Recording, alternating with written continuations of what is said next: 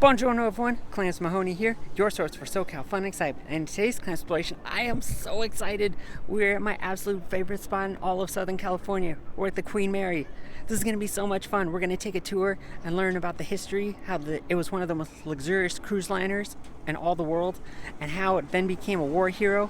And after that, we're going to get a little bit more creepier, and we're going to learn it is one of the most haunted places in all of Southern California. And we're going to see what else we can find. Now, if you guys want to take a tour of your own, make sure to head on over to Clams Mahoney and consider subscribing, because I release a new video every Saturday morning at 10 o'clock. Now, with all that said, let's go inside and see what we can find. Okay.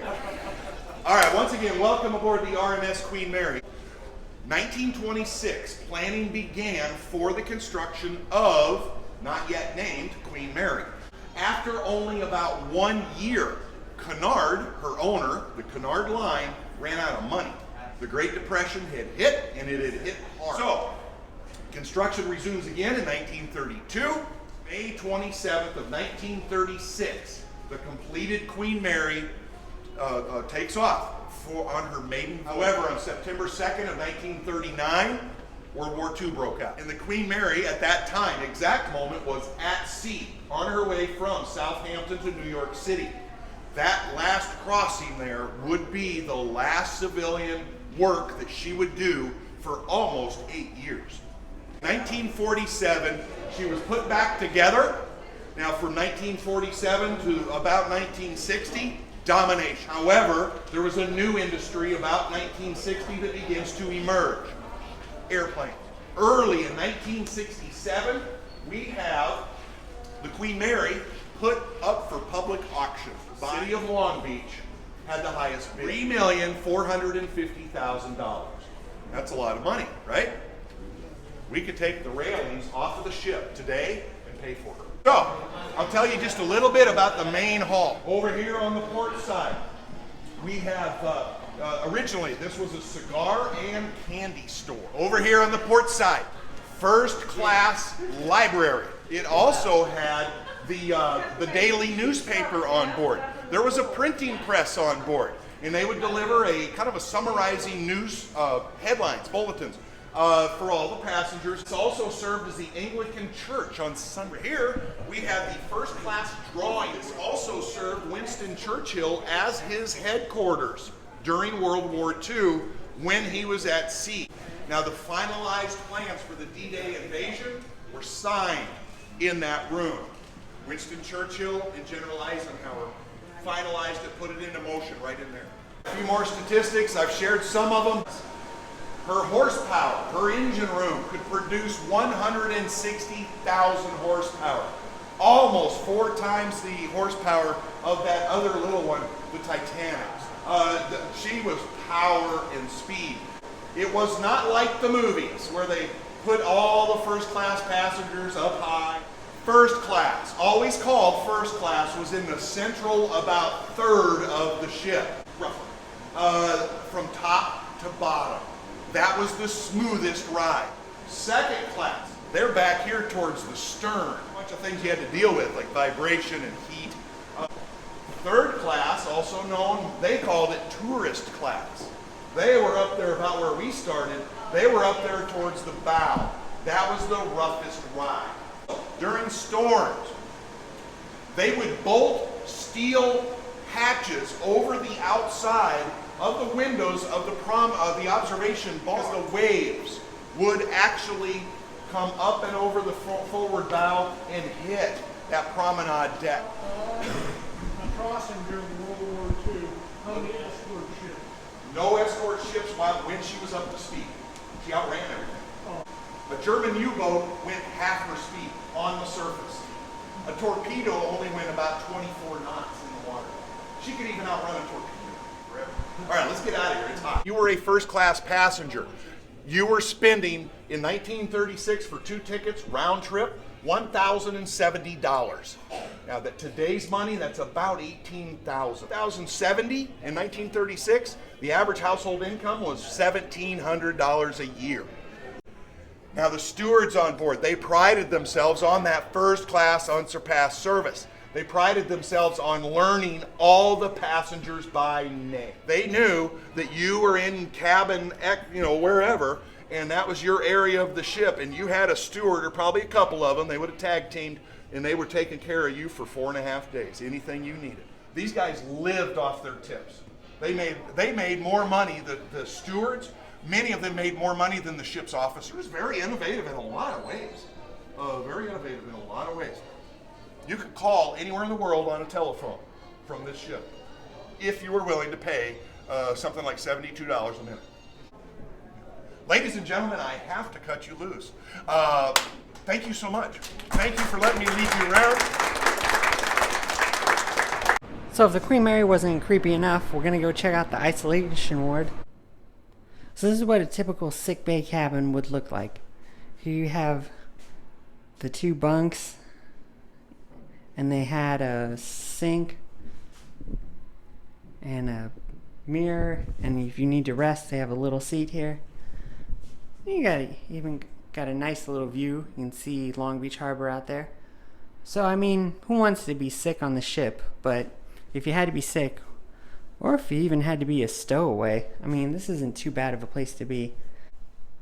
On a number of occasions, the Queen Mary's medical staff were called upon to render medical assistance and advice at sea. Ships without medical staff or facilities of their own, such as cargo and fishing vessels, would need to radio for medical assistance in the event of sickness or accident. However, if the situation was serious enough, it might be necessary for the Queen Mary staff to go aboard the distressed vessel. The patient will be wrapped for warmth, secured to a stretcher such as the wire litter seen here. So that's a wire litter. And then lowered into the waiting lifeboat. Often a safe and swift transfer would be more difficult by unfavorable weather conditions and choppy sea calms on the North Atlantic. Unfortunately, as happened on big vessels, we have crew members who died on board, and here's a list. And you've got things like skull fracture, crushed and watertight door. We'll learn about that in the haunting tour. And burial at sea. Joseph McGuire, former medical officer at the Queen Mary, in his book The Sea, My Surgery, described a typical crew burial at sea. The next morning we committed him to the deep. A handful of passengers Bentley bared their heads as a small group gathered on the cold after deck while the wind ruffled the Union Jack wrapped around his canvas shroud. At a signal from the captain, the first officer on the afterbridge rang down to stop engines. All vibrations, all life slowly drained out of the liner. From below the flag, the weighted canvas shroud slid down to the depths. That wasn't as creepy as I thought it was going to be. Don't get me wrong, it was creepy. More than anything, it was hot because it's hot outside and it was just really warm down the bottom of that ship. But it wasn't that creepy. Maybe in the next place will be creepier. Let's find out. Now, over the years, there have been stories, reports, rumors, whispers in the dark, that the Queen Mary is haunted. The ship is currently listed by Time magazine as one of the 10 most haunted places in the world.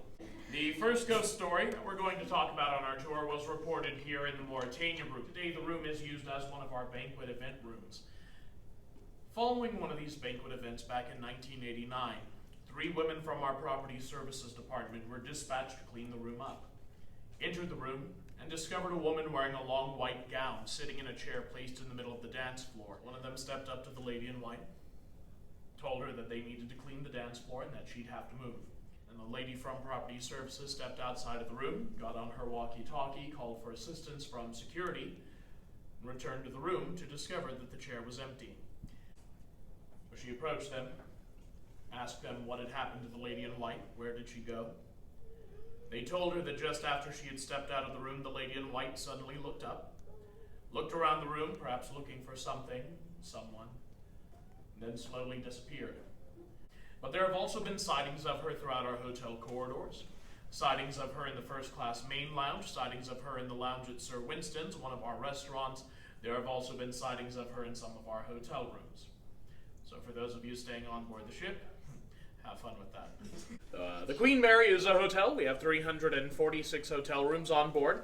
Many of them do have reports of paranormal activity connected to them. One of our suites, M119, is known for the smell of cigar smoke. Guests have reported smelling that inside the room. There have also been occasions people have smelled that cigar smoke in the corridor just outside the door to the room at times when the room has been vacant. Another room. B340 is actually believed to be the most haunted hotel room on board this ship. Has not actually been used as part of the hotel since 1983 due to some of the problems we had with it. And these problems consisted of guests complaining that the lights would go on and off by themselves in the room. We had guests tell us that they would feel something tugging on the blankets, pulling them down towards the foot of the bed. We had guests tell us they'd wake up in the middle of the night to a chill, find the blankets on the other side of the room. We also had one hotel guest turn up at the front desk in the middle of the night, told our staff that she was staying alone in room B340, and she woke up when she thought she felt somebody climb into bed next to her. Initially, she thought that she had been dreaming, so she tried to go back to sleep. And that's when she heard a man's voice whisper, "I'm cold." Not only did she show up at the hotel front desk in the middle of the night to tell them about this experience, she brought all of her luggage with her and checked out. In 1983, we stopped using it after one of our hotel mates had an experience in there. She had just finished making the bed, stepped out into the corridor to get towels from her cart, came back into the room, found the bed completely unmade. Everything had been stripped off of the bed, piled in the middle of the floor. And ever since 1988, the room had only been featured as part of our ghost tours, until 2 weeks ago, when management informed tour guides on board the ship that the Haunted Encounters tour, the Paranormal Shipwalk tours, none of our haunted tours would be going to that room anymore. We asked them why. They said, "That's not for you to know." We are now standing out in front of what is probably the most asked about room on board the ship, the Queen Mary's first-class swimming pool.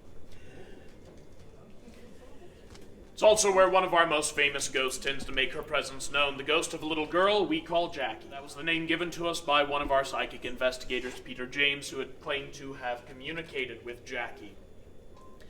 Jackie told him that she had drowned in the second-class swimming pool. Now, Jackie has been seen inside this room a number of times, usually peeking up and over the railing of the balcony, sometimes peeking out from behind the pillars, skipping and dancing alongside the swimming pool. There have also been occasions we've heard her laugh, sing, as well as cry inside the room. There's also one other story I do want to share with you. Unfortunately, there is not enough time left in the tour for us to make our way back there. On the lowest deck of the engine room, all the way aft, you will find one of our watertight door hatches. Door hatch number 13. Door hatches were activated at 3:50 in the morning, just as a precaution. The ship was entering a dense fog. Whenever visibility on board the ship was low, they would just seal them in case. It was about 10 minutes after they had been activated that they discovered the body of this 18-year-old fireman in the door hatch, found in a standing position with his arms pinned at his side. The door, which would slide closed, was pressing up against the right side of his body.